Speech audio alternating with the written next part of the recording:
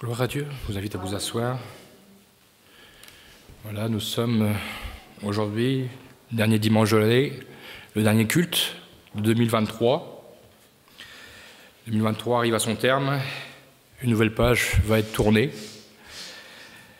La fin d'une année est aussi le moment choisi pour faire le bilan de l'année écoulée. Ses déceptions, ses joies, ses échecs, ses réjouissances. Pour le monde, notamment pour les entreprises, c'est le moment d'annoncer les chiffres. Bonne ou mauvaise année? Réjouissance ou inquiétude? Faire un bilan pour une entreprise, c'est un peu dresser l'électrocardiogramme de la société. C'est si celle-ci est en bonne santé ou si elle connaît un essoufflement. Je dirais que ce n'est pas toujours le moment préféré des patrons. Même si les patrons, toute l'année, ont quand même une bonne vision des choses, mais ce sont toujours les chiffres qui parlent, qui finissent par avoir le dernier mot. Dans le monde, lorsque vous interrogez un panel de personnes, et l'IFOP l'a réalisé, l'IFOP qui est un institut de sondage, il l'a réalisé sur 1000 personnes, qu'ont-ils retenu de 2023? Dans les réponses les plus rapportées, nous voyons que des constatations négatives. On ne retient que le négatif. Pour beaucoup, 2023, c'est l'année record de l'inflation, de la baisse du pouvoir d'achat. Nous trouvons encore la guerre en Ukraine qui ne se finit pas, qui inquiète encore, et est normale. Nous prions aussi pour qu'elle se termine. Les nombreuses réponses nous parlent des différentes attaques terroristes. Un professeur qui se fait assassiner à Arras, qui n'avait rien demandé. Ou encore l'action terroriste qui a amené à la guerre en Israël, le Hamas qui attaque Israël. On peut parler du manque d'insécurité dans notre pays, qui devient de plus en plus inquiétant, alarmant. Nous avons vu une attaque au couteau auprès d'un lac d'Annecy. Quoi de plus normal? Et côté intempéries, 2023 aurait été pour beaucoup la désolation. Nous avons parlé du séisme au Maroc, et ce qui s'est passé en Syrie, en Turquie. Mais tout près de nous, il y a le Nord-Pas-de-Calais qui a souffert des inondations, sans oublier la région Charente-Maritime. Beaucoup ont perdu beaucoup. Et pour eux, 2023 restera comme une année mauvaise. Le seul point positif dans ce sondage, je dirais plutôt événement positif, un événement mondial, ils ont retenu, qui arrive qu'en 16e position sur les 20 réponses les plus citées, c'est le couronnement de Charles III. Voilà, c'est tout ce qu'ils ont retenu de l'année. Après, ils ont aussi retenu le pape qui est venu à Marseille, qui a coûté très cher. Pas le fait qu'il soit venu, mais le fait qu'il a coûté très cher. Mais le premier constat de ce sondage, 2023 a été une mauvaise année. Et pour beaucoup, il y a de l'appréhension à démarrer 2024. Certains même vont jusqu'à se dire de ne pas se souhaiter bonne année, mais plutôt bon courage. Voilà l'état d'un monde, je dirais un monde sans espérance. Et je dirais un monde sans Dieu. Un monde qui a oublié Dieu et qui se permet même de rejeter toute la faute sur Dieu, alors que dans leur vie, ils ne se sont jamais préoccupés de lui. Bien au contraire, ils l'ont offensé par leur manière de vivre. Tous ces événements dramatiques sont la conséquence du péché des hommes, et je dirais du rejet de Dieu. Beaucoup diront « Ah, s'il y avait un bon Dieu !»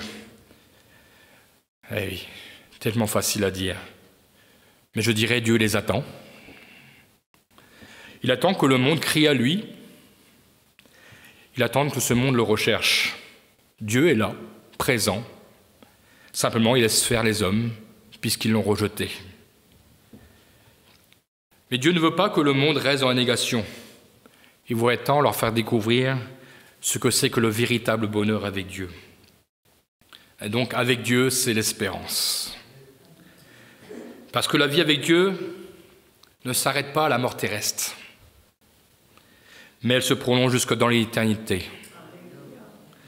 Un lieu où le péché n'a plus sa place, un lieu où la souffrance n'existe plus, où les douleurs ne sont plus, et où la désolation n'est pas.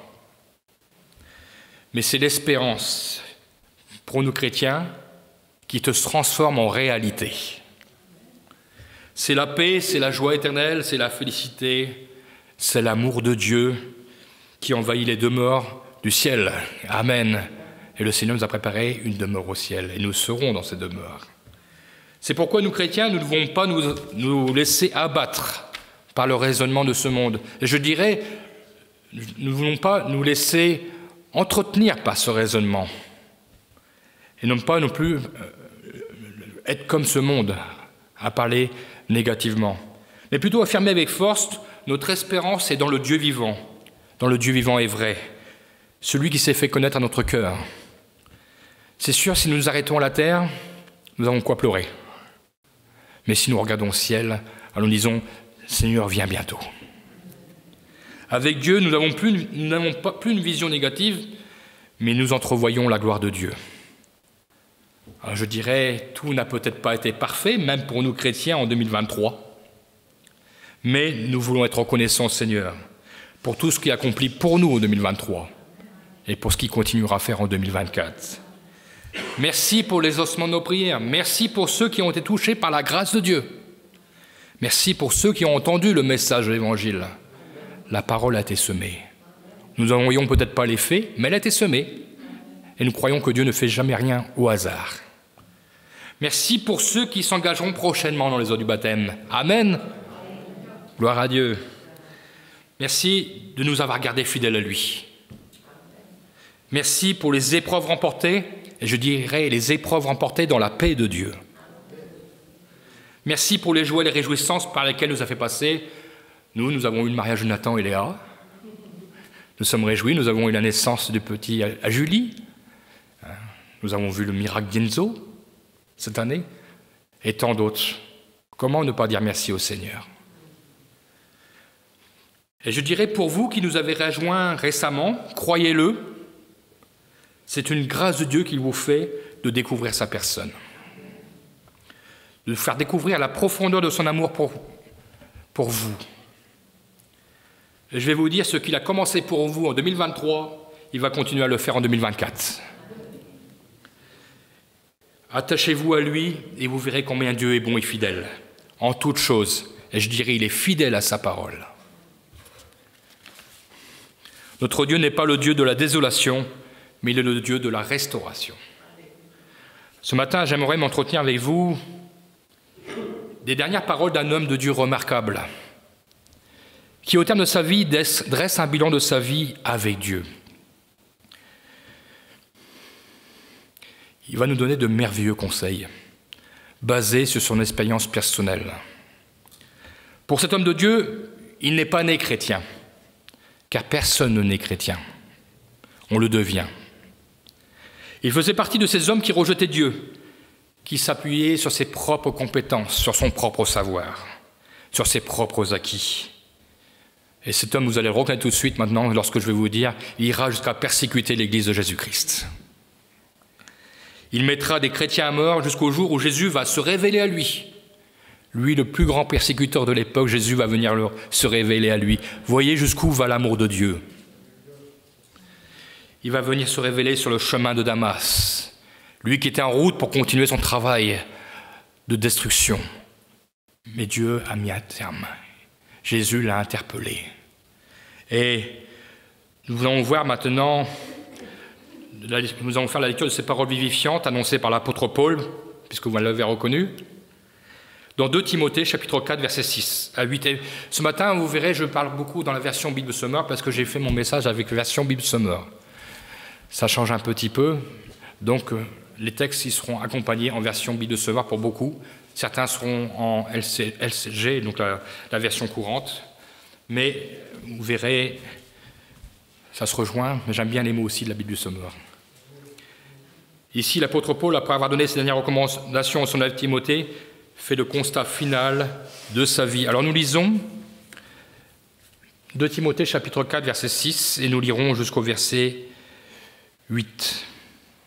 « Car en ce qui me concerne, je suis prêt d'offrir ma vie comme une libation pour Dieu.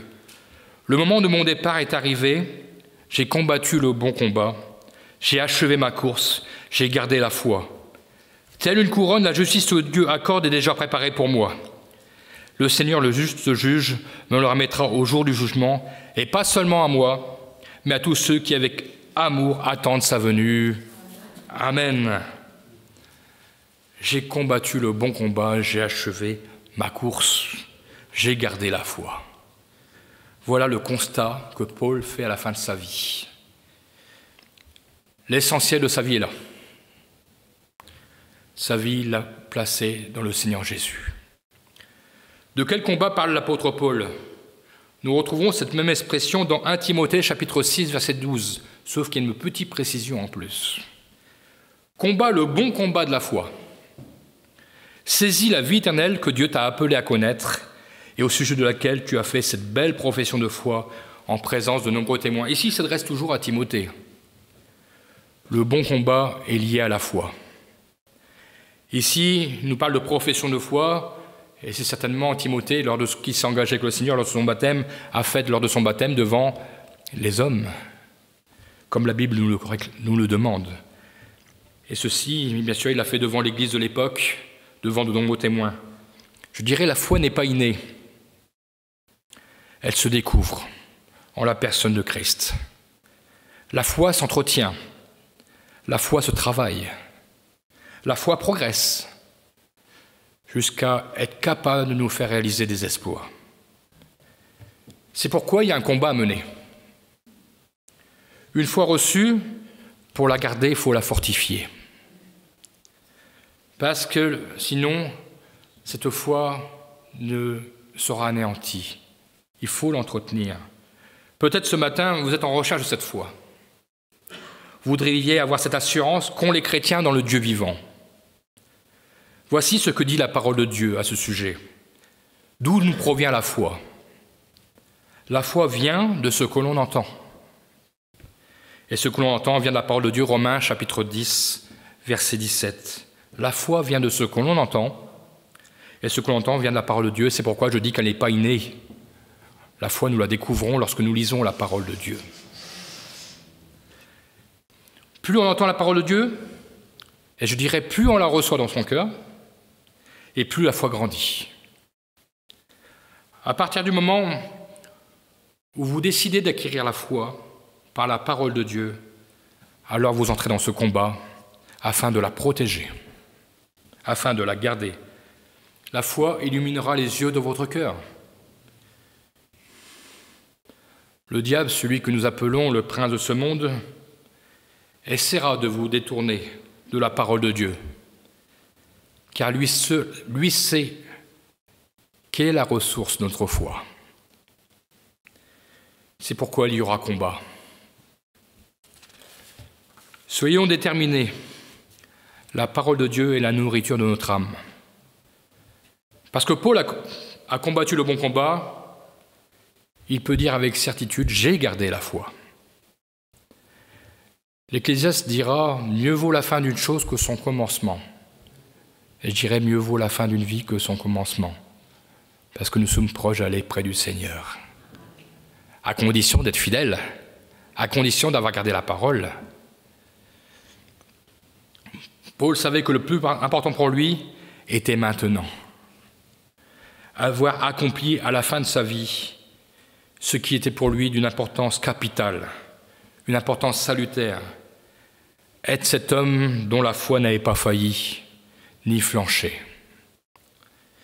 C'est ce qu'il dira encore à Timothée dès le début de son ministère, du ministère de Timothée. 1 Timothée, chapitre 1, versets 18 et 19. « Timothée, mon enfant, voici le conseil que je t'adresse, en accord avec les prophéties prononcées autrefois à ton sujet.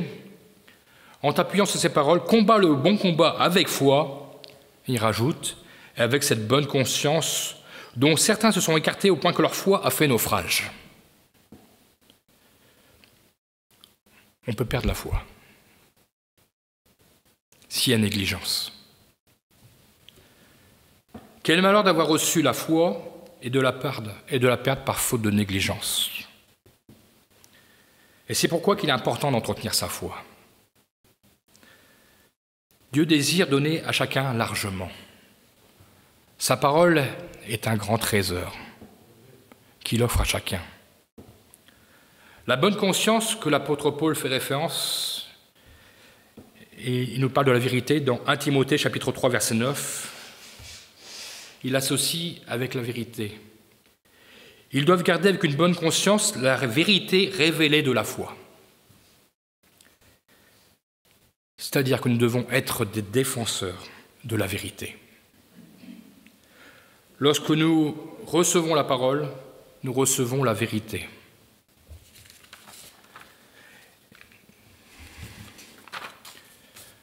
Et je dirais, tout raisonnement contraire à la parole de Dieu est un mensonge. La parole de Dieu nous dit toujours d'examiner. Examiner en toutes choses. Aujourd'hui, il y a beaucoup de doctrines, mais qui ne sont pas de la parole de Dieu. C'est pourquoi nous qui avons la parole, nous devons veiller et examiner ce que la Bible nous dit et ce que le Seigneur nous dit. La foi et la vérité alimentent notre conscience. Et comme elle provient de Dieu lui-même, je dirais que cette conscience ne peut être que bonne. Paul dira « J'ai gardé la foi ». Une autre traduction nous dit « Je suis resté fidèle à mes engagements ». Suivre le Seigneur est un engagement sérieux.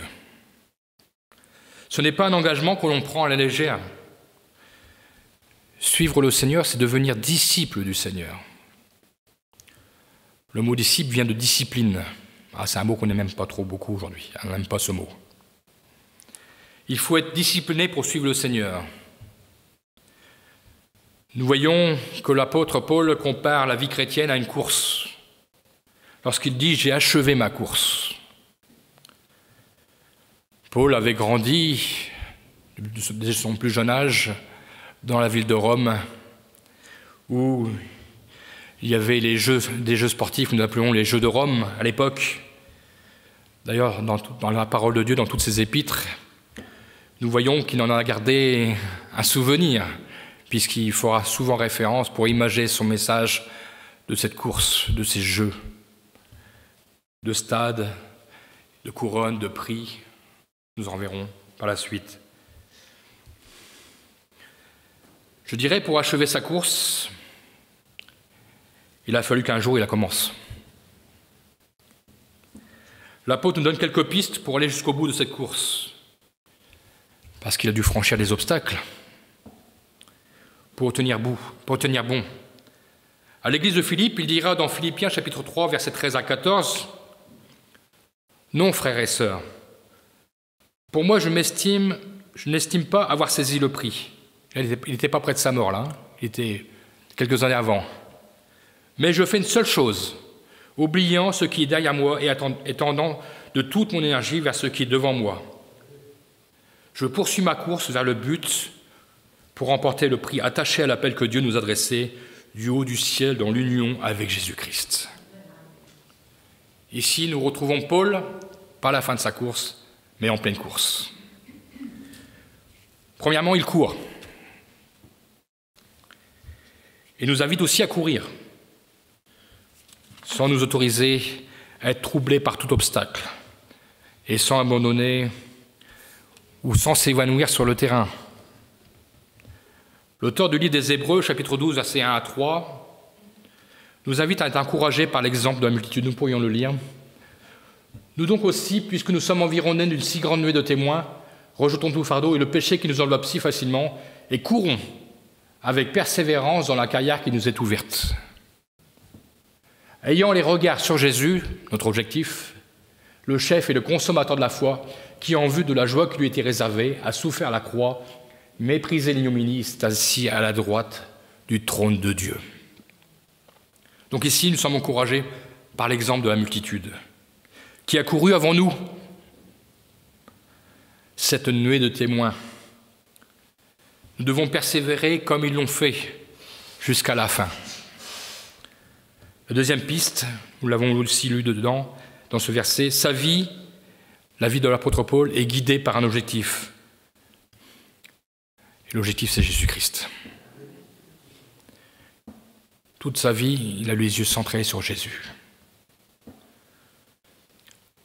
Sa vie n'avait pas pour but de rendre sa vie le plus confortablement possible, mais d'obtenir le prix de la vocation en Jésus-Christ, comme nous rappelle la parole de Dieu. Avoir les regards sur Jésus, le chef et le consommateur de la foi. Et je dirais, celui qui nous a montré l'exemple. Jésus a couru jusqu'à la croix. Est-ce que je peux dire cela? Il a été jusqu'au bout de la croix. Il aurait pu abandonner en chemin. Mais il l'a fait pour nous, parce qu'il nous a aimés. Et je crois qu'il a été jusqu'au bout, afin que nous ne nous découragions pas en chemin. Il a été l'exemple. Nous n'aurons pas besoin d'aller jusqu'à la croix. Son exemple nous donne la force de courir, de persévérer dans ce chemin qu'il nous a tracé. Et il nous apprend aussi à ne pas nous détourner de notre objectif. L'objectif, c'est la fin de la course. Et Jésus. Où là, enfin, il nous remettra le prix. Nous recevrons le prix des mains du Seigneur. Nous pourrons alors dire comme l'apôtre Paul, « J'ai achevé ma course ». Le prix, je crois, le plus merveilleux, c'est d'être avec le Seigneur pour toute l'éternité. Un royaume, je dirais, incomparable avec celui que nous vivons sur terre. Il n'y aura pas de comparaison à faire. Il y aura un trop grand fossé. Vous me direz, cette course a l'air simple.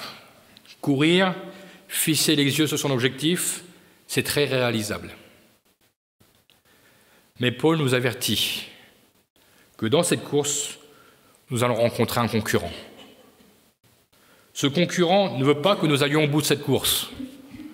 Nous l'avons compris, c'est le prince de ce monde. Et là, nous voyons dans cette troisième piste, Galates chapitre 5, versets 7 et 8, l'apôtre Paul s'adresse à ceux qui ont abandonné la course, ou tout simplement qui ont décidé de ne plus courir, de peur de se retrouver à l'arrêt. Il dira, « Vous couriez si bien. Qui vous a détourné de l'obéissance de la vérité ?» Une telle influence ne vient en tout cas pas de celui qui vous a appelé. Ce n'est pas Dieu qui vous arrêtera dans votre course. Celui qui vous arrêtera, sera le prince de ce monde, qui aura réussi à nous détourner de la parole de Dieu, à nous faire croire que cela n'est pas nécessaire pour notre vie.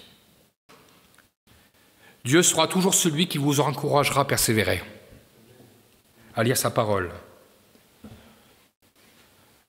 Dieu est celui qui encouragera toujours, et ces encouragements, nous les retrouvons toujours dans la parole de Dieu. Pourtant, il nous est dit, vous couriez si bien et courez parfaitement. Mais ils s'arrêtèrent. Quelqu'un les a empêchés de poursuivre la course, les a perturbés. Donc il apparaît donc que dans la course, il existe bien un concurrent qui souhaite que nous ne courions pas correctement et si possible que nous ne courions pas du tout. Et si nous ne courons plus du tout, nous nous détachons de notre objectif. La quatrième piste, nous avons un peu parlé tout à l'heure, la discipline de l'athlète. Nous sommes appelés des athlètes. Mais il n'y a pas d'âge pour être un athlète avec le Seigneur. 1 Corinthiens chapitre 9, versets 24 à 27, toujours l'apôtre Paul. Ne savez-vous pas que sur un stade, tous les concurrents courent pour gagner? Et cependant, un seul remporte le prix. Courez comme lui de manière à gagner.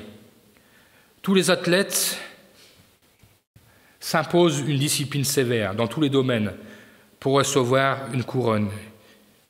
Pour recevoir une couronne qui pourtant sera bien vite fanée, alors que nous aspirons à une couronne qui ne se flétrira jamais. C'est pourquoi, si je cours, ce n'est pas à l'aveuglette, et si je m'exerce à la boxe, ce n'est pas en donnant des coups en l'air.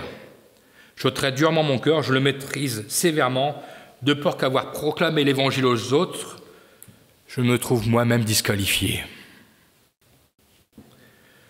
Nous sommes tous appelés à franchir la ligne d'arrivée.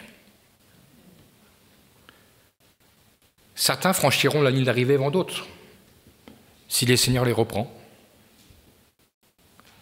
Le plus principal, c'est qu'au moment que le Seigneur les reprendra, qu'ils aient achevé la course, c'est-à-dire qu'ils aient été demeurés fidèles dans la parole de Dieu. Nous ne sommes pas tous appelés à partir le même jour, sauf si le Seigneur revient. Et gloire à Dieu s'il le fait. Mais nous devons garder à l'esprit que nous devons être prêts à tout instant. Et si nous ne vivions pas 2024, voilà, qu'est-ce que je dis les derniers jours, il n'est pas rassurant. Est-ce que nous sommes prêts? Est-ce que nous serons comme l'apôtre Paul pouvoir dire « J'ai achevé la course, j'ai gardé ma foi ».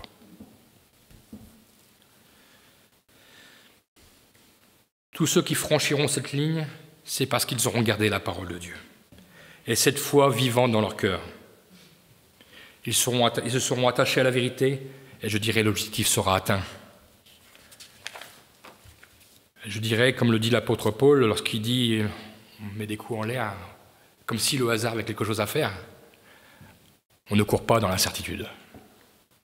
Dieu donne des certitudes. Dieu nous a donné des certitudes. Ce qu'il nous a promis, il nous l'a donné, et il nous le donne encore. Le prix, comme je le disais, nous recevrons des mains du Seigneur. Je ne cours pas au hasard, je ne m'efforce pas à courir pour rien. Mon objectif est la couronne. Et je dirais, mon objectif et le Seigneur sont dans mon champ de vision. Demandez à un athlète, et notamment à ceux qui ont gagné des prix, ce qu'ils ont dû endurer pour atteindre la récompense des vainqueurs. Ils s'abstiennent de beaucoup de choses. Et je dirais, ils doivent respecter des règles strictes, parce qu'ils savent qu'elles sont essentielles pour la victoire. Certains athlètes ont voulu être légers avec la discipline, mais ils ne gagnent jamais. Ils peuvent être au mieux au pied du podium en faisant de nombreux efforts, mais ils ne gagneront jamais parce qu'ils n'auront pas cette discipline de vie pour leur sport.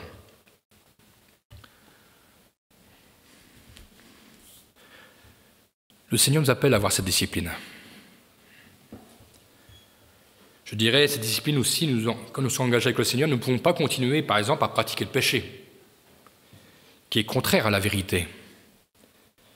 Et si nous voulons gagner, nous ne voulons pas pécher volontairement. Bien sûr qu'il peut arriver des accidents de parcours. Mais si nous confessons notre péché au Seigneur, il est bon et fidèle pour nous les pardonner. Il faut que la repentance soit sincère. Le bien n'est pas conciliable avec le mal. Depuis que nous sommes chrétiens, nous nous efforçons de combattre le péché, parce que nous savons que le péché ne plaît pas à notre Seigneur. Et surtout, nous ne voulons pas offenser notre Seigneur. Et parfois, je dis, c'est comme si nous le sacrifions une deuxième fois. Mais nous voulons nous efforcer de nous concentrer sur Jésus, lui qui est notre objectif. Je dirais, il peut y avoir des accidents de parcours, mais cela ne peut pas être une habitude. Vous savez, parfois certains ont l'habitude de dire « le Seigneur abonde dans sa grâce ». Là où le péché a abondé, la grâce a surabondé. Alors on y va. On pêche comme si on allait au confessionnal toutes les semaines. Mais ça ne marche pas comme cela avec Dieu. Il faut avoir le respect de notre Seigneur et la crainte de Dieu.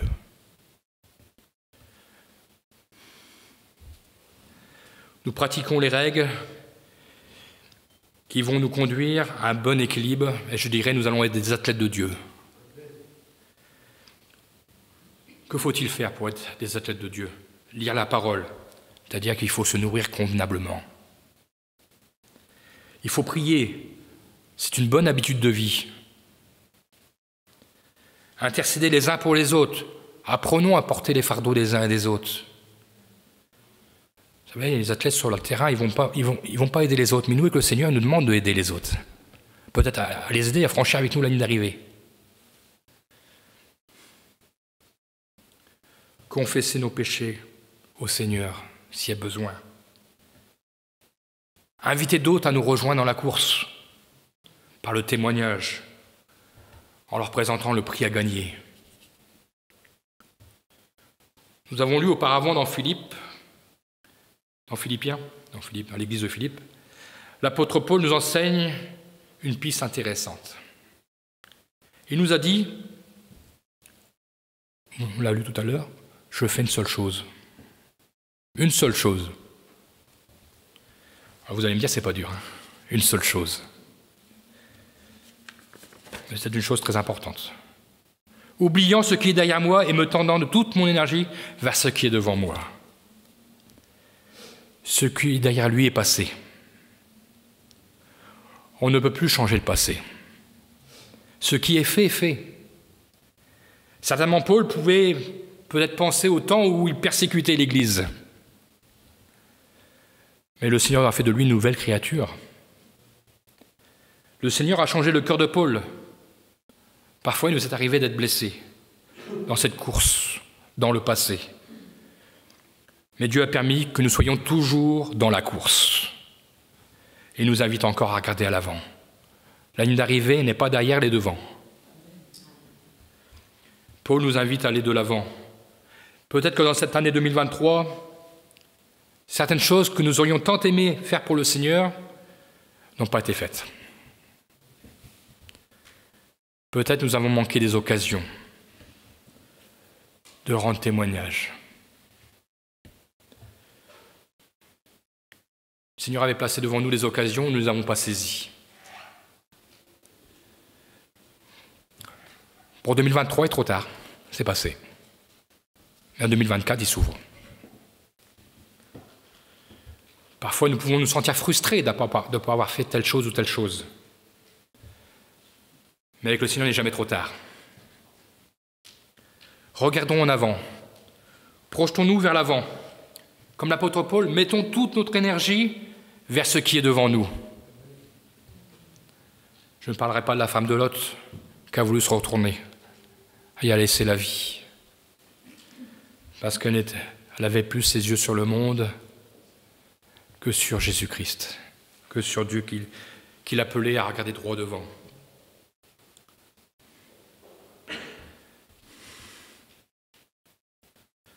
Alors en 2024, relevons les défis de Dieu. Tu vois, Seigneur, en 2024, je veux faire ce que j'ai raté en 2023. Apprends-moi à rendre témoignage. Peut-être aussi cette prière, Seigneur, en 2024, je veux prendre ma place dans la louange. Ce matin, ou hier soir, je ne sais plus quand j'ai lu ce passage, dans un petit extrait, ce n'est pas dans la Bible. C'est un homme de Dieu qui a écrit, que je m'en souvienne, ce n'est pas la longueur de la prière ou de la louange qui font l'intérêt de la prière, c'est la foi qu'on y met dedans. Vous pouvez dire un seul mot, avec beaucoup de foi, qui soulèveront des montagnes. C'est pourquoi il ne faut pas avoir de complexe d'infériorité. Mais nous devons regarder au Seigneur et regardons simplement à ce qu'il a fait pour nous. Alors là, nous louanges s'élèveront vers lui. Dieu sait nos problèmes d'élocution parfois. Il les sait, il les connaît, il nous a fait. Mais disons merci au Seigneur, c'est très important. En 2024, qu'il n'y ait plus de blanc dans la louange. C'est tellement beau quand l'Église loue.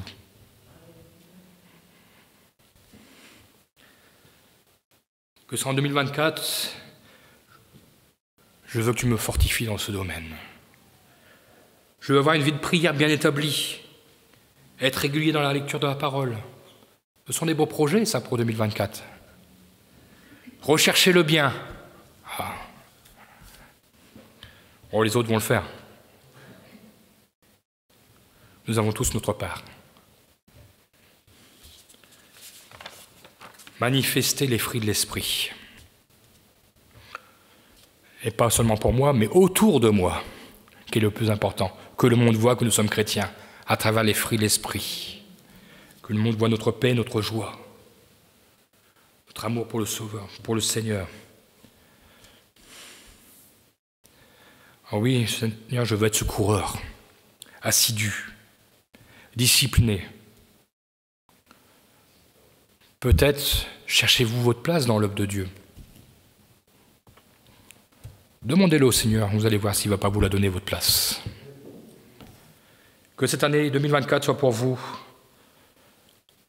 le départ d'une nouvelle chose avec le Seigneur, de nouvelles expériences, une guérison peut-être, une certitude. Le Seigneur a préparé de bonnes choses pour chacun de nous pour 2024. Nous ne le voyons pas, mais le Seigneur l'a préparé. Il ne nous reste plus qu'à les saisir. Et que 2024 ne soit pas simplement l'acquisition de richesses spirituelles, personnelles. Je veux tout, Seigneur, je veux tout, Seigneur. Mais pensons à l'Église. Pensons à l'édification du corps de Christ, qui est l'Église. Nous avons besoin des dons que le Seigneur nous a promis pour l'édification de l'Église. Je crois que le Seigneur veut que nous soyons concernés chacun. Et ce matin, je veux les demander au Seigneur. Seigneur, tu nous as donné tellement de promesses, qu'elles s'accomplissent dans nos vies.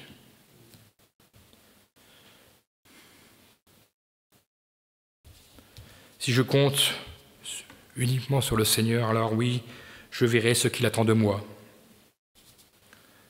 Peut-être parfois il y a des choses que nous apprendrons à faire, que nous n'avions pas l'habitude. Donne-moi de la compassion pour les âmes perdues, pour les SDF. Ah non. Pour notre prochain. C'est vrai, c'est difficile, hein, parce que nous avons nos yeux de chair. Et parfois, nous arrêtons vite. Alors que nous ne savons pas ce que Dieu est capable de faire pour telle ou telle personne. Vous ne croyez pas que Dieu peut faire un miracle? Je veux croire que Dieu veut le faire. Nous avons besoin de la compassion de Christ. Et je dirais moi le premier. Nous avons un temps à faire pour le Seigneur en 2024. Le Seigneur est un exemple parfait. Lui qui s'est arrêté pour la femme adultère. Lui qui s'est arrêté pour la Samaritaine qui vivait une vie pas très réglée. Lui qui s'est arrêté pour des lépreux qui étaient rejetés de tous.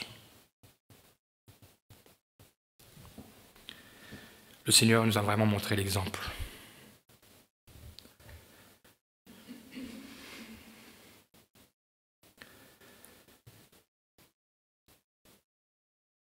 Je crois que 2024 sera pour nous une bonne année, si nous décidons de nous fixer sur le Seigneur toute l'année. Comme 2023 était une bonne année pour les chrétiens. Oui, il y a l'Église persécutée, mais nous prions pour l'Église persécutée. Et vous savez, c'est sûrement eux qui prient plus que nous prions pour eux. 1 Corinthiens, chapitre 15, 19, nous met devant une autre réalité. Si c'est dans cette vie seulement que nous espérons en Christ, nous sommes les plus malheureux de tous les hommes.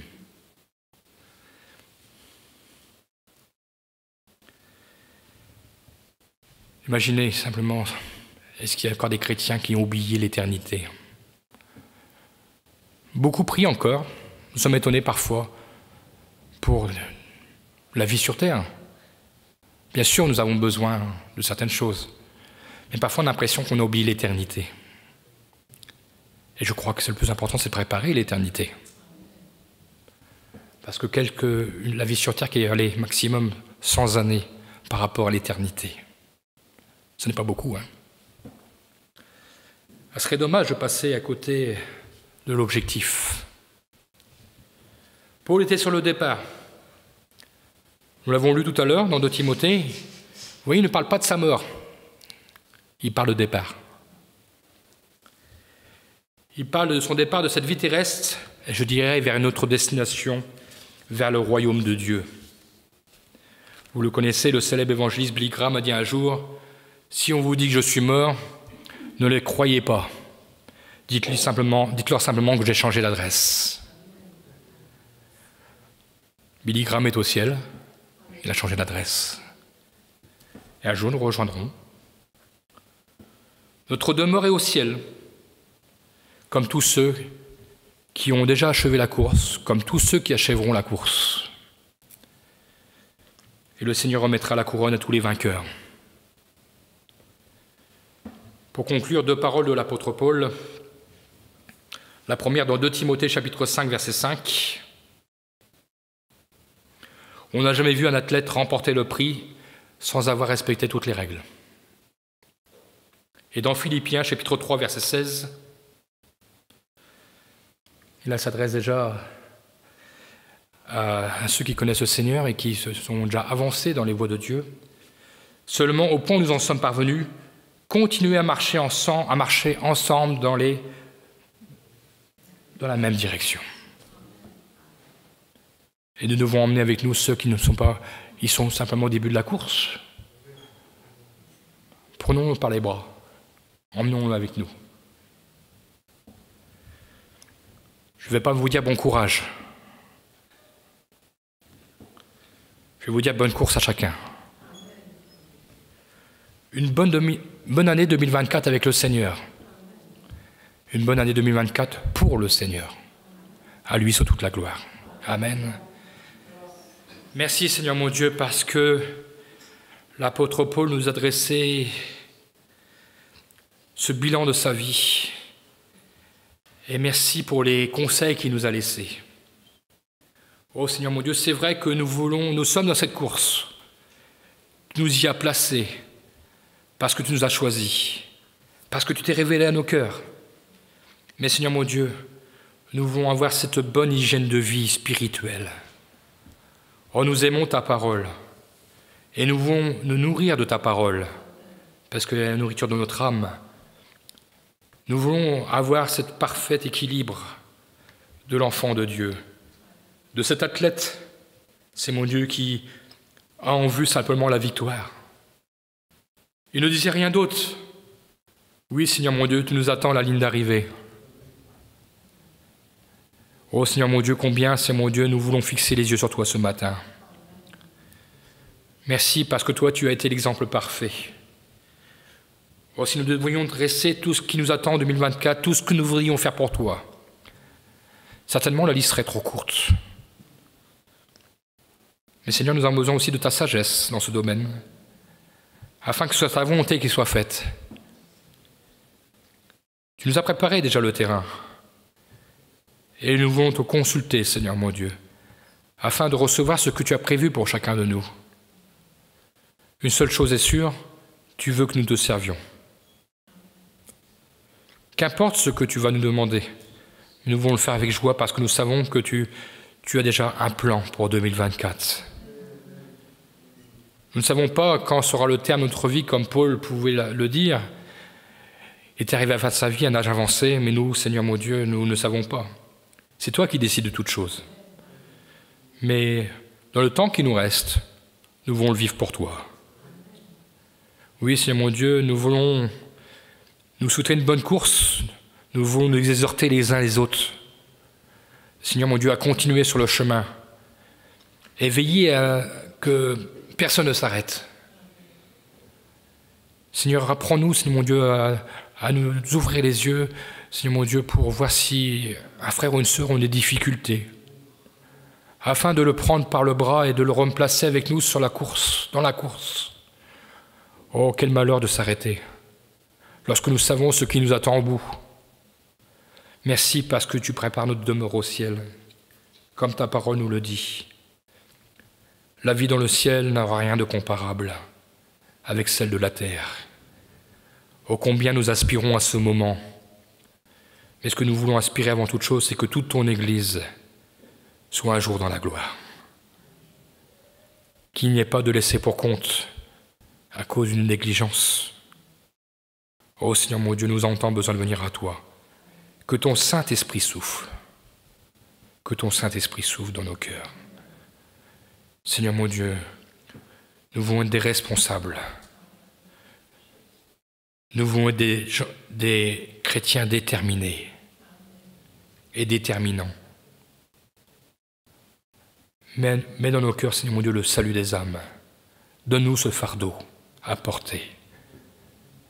Oh Seigneur mon Dieu, tu vois tous ceux qui se perdent dans ce monde, qui ne savent pas qu'ils se précipitent vers l'abîme de perdition. Oh Seigneur mon Dieu, tu nous as placés dans ce monde. Seigneur mon Dieu, apprends-nous à rendre témoignage. Oh Seigneur mon Dieu, nous voulons te demander de nous mettre des occasions sur notre chemin. Mais Seigneur mon Dieu, apprends-nous à ne pas fuir ces occasions, mais à prendre nos responsabilités d'enfants de Dieu, de disciples du Seigneur. Merci mon Dieu, parce que je crois, Seigneur mon Dieu, que 2024 sera une bonne année pour ton Église, pour mes frères et sœurs, pour moi-même. Seigneur mon Dieu, parce que c'est toi, Seigneur mon Dieu, qui est notre objectif. Merci pour tout ce que tu nous as donné en 2023. C'est vrai, il y a eu des moments difficiles, mais nous sommes toujours debout, là devant toi, Seigneur mon Dieu. Tu nous as relevés, tu as exaucé des prières. Merci pour notre sœur qui s'engagera bientôt avec toi. Nous nous réjouissons déjà à l'avance. Mais qu'il y en a d'autres qui se rajoutent, Seigneur mon Dieu. Qu'en 2024, nous ayons plusieurs services de baptême. Oh Jésus, mon Dieu, tu nous demandes d'avoir la foi. Alors nous le croyons, Seigneur mon Dieu, et nous voulons le proclamer avec foi. Oui, Seigneur mon Dieu, nous voulons et nous désirons que des âmes passent de la mort à la vie, Seigneur mon Dieu. Il y a de la joie dans le ciel lorsqu'un seul pécheur se repent. Oh Seigneur mon Dieu, nous imaginons si plusieurs se repentent. Oh Seigneur mon Dieu, encore ce matin, merci pour tout ce que tu as fait.